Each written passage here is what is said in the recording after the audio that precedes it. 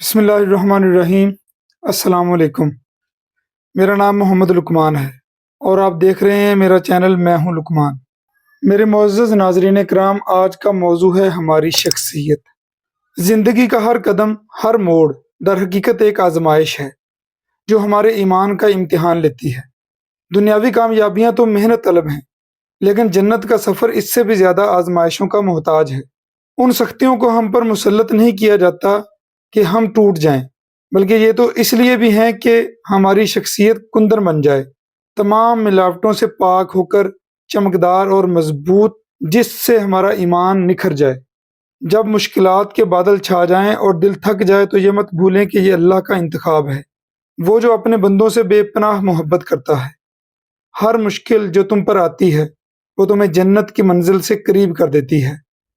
تمہاری محنت اور تکلیف کبھی ضائع نہیں ہوتی، یہ تمہاری روح کو اللہ کی خوشنودی کا مستحق بناتی ہے اور تمہیں ایک خوبصورت منزل کی طرف لے جاتی ہے۔ ناظرین اکرام، ہماری زندگی میں ایسے لمحات بھی آتے ہیں جب ہم غیر متوقع حالات کا سامنا کرتے ہیں اور خود کو انتہائی کمزور پاتے ہیں۔ ہم روتے ہیں اور اللہ سے سوال کرتے ہیں، اور یہ سوال یا اللہ میں ہی کیوں انسان کی فطرت میں ہے۔ لیکن ہمیں یہ سمجھنا چاہیے کہ یہ حالات اللہ نے ہمارے لیے چنے ہیں۔ اگر پوری دنیا مل کر بھی آپ کی مدد کرنا چاہے تو اللہ کی مرضی کے بغیر یہ ممکن نہیں، اور اگر پوری دنیا مل کر آپ کو نقصان پہنچانا چاہے تو یہ بھی اللہ کے حکم کے بغیر ممکن نہیں۔ اللہ پر بھروسہ کرنے کا مطلب یہ ہے کہ ہم اپنی تمام تر فکر اور خوف اس کی حکمت پر چھوڑ دیں۔ تقدیر کو قبول کرنا دراصل اللہ کی رضا کو قبول کرنا ہے۔ جب ہمیں یہ یقین ہو جائے کہ یہ حالات ہمارے لیے ہمارے رب نے ہی تخلیق کیے ہیں تو ہماری سوچ اور زاویہ نظر بدل جاتا ہے، اور ہمیں یاد دلاتا ہے کہ ہر تکلیف کے ساتھ آسانی بھی ہے۔ اور ناظرین اکرام، یہ بھی ہمیں سمجھنا چاہیے کہ یہ جو دنیا ہے، اس دنیا میں سوائے اللہ کی ذات کے آپ کا کوئی خیر خواہ اور دوست نہیں ہے۔ ہر کوئی آپ کی خوشی میں خوش نہیں ہوتا، اور نہ ہی ہر کوئی آپ کے غم میں غمزدہ ہوتا ہے۔ یہاں بہت سے لوگ آپ کے ساتھ مخلصی کا دعویٰ ضرور کرتے ہیں، مگر وہ دعویٰ صرف دکھاوے کی حد تک ہوتا ہے، ورنہ آپ کی پیٹھ پیچھے وہ آپ کے غم پر ہنستے ہیں اور آپ کی خوشی دیکھ کر حسد کرتے ہیں، اور پھر اس خوشی کو مٹانے کے لیے تدبیریں کرتے ہیں، اور ان کی ان تدبیروں سے بچانے کے لیے بھی صرف اور صرف اللہ کی ذات ہی ہمیں اپنے حصار میں لے لیتی ہے۔ اس لیے ہر بات ہر کسی کو مت بتایا کریں، اور نہ ہی ہر بات ہر کسی کے لیے ہوتی ہے۔ اور پھر اللہ تعالیٰ کی ذات سورہ آل عمران میں ہمیں ان لوگوں کی بری تدبیروں سے بچنے کے وہ حل بھی بتاتی ہے۔ پہلا حل ہے صبر کرنا۔ صبر کسے کہتے ہیں؟ صبر کہتے ہیں اڑ جانا، ثابت قدم رہنا، رک جانا، مضبوطی سے اپنے موقف پر قائم رہنا اور مخالف حالات کا مقابلہ کرنا۔ کس پر اڑ جانا؟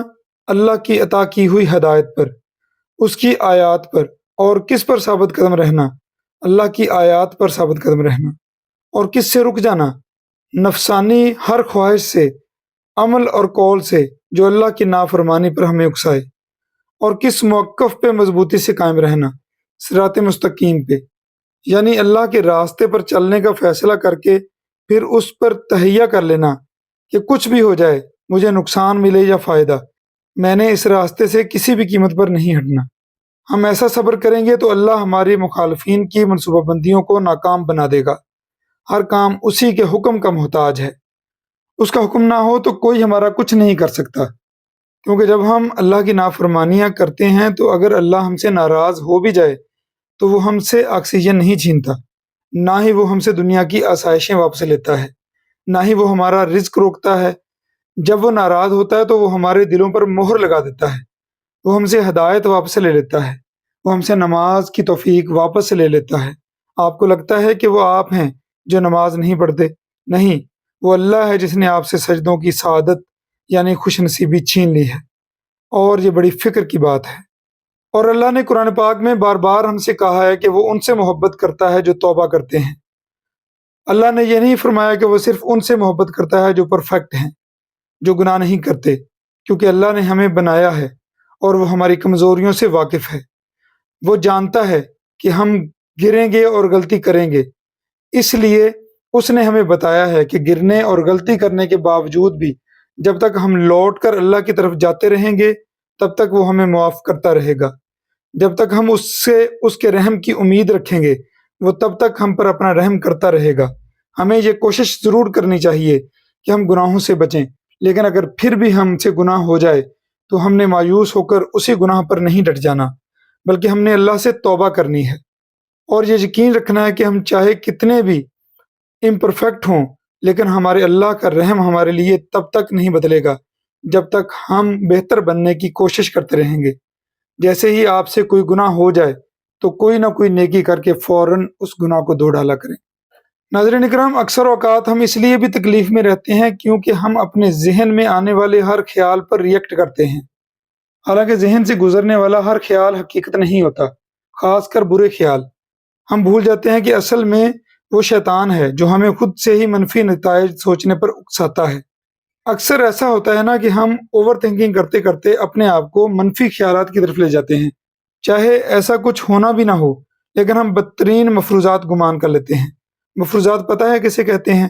ان امور کو جن کی کوئی اصلیت نہ ہو، جو خود سے ہی فرض کر لیے گئے ہوں، اور ایسے مفروضات جو شیطان کے وسوسوں کا نتیجہ ہوتے ہیں۔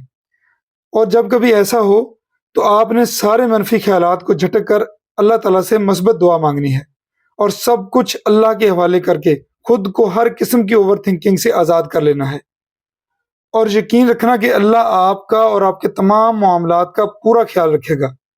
خود سے کوئی نتیجہ نہیں سوچنا، کیونکہ سارے نتیجے اللہ کے ہاتھ میں ہیں اور اللہ سے بہتر نتائج نکالنے والا کوئی نہیں ہے۔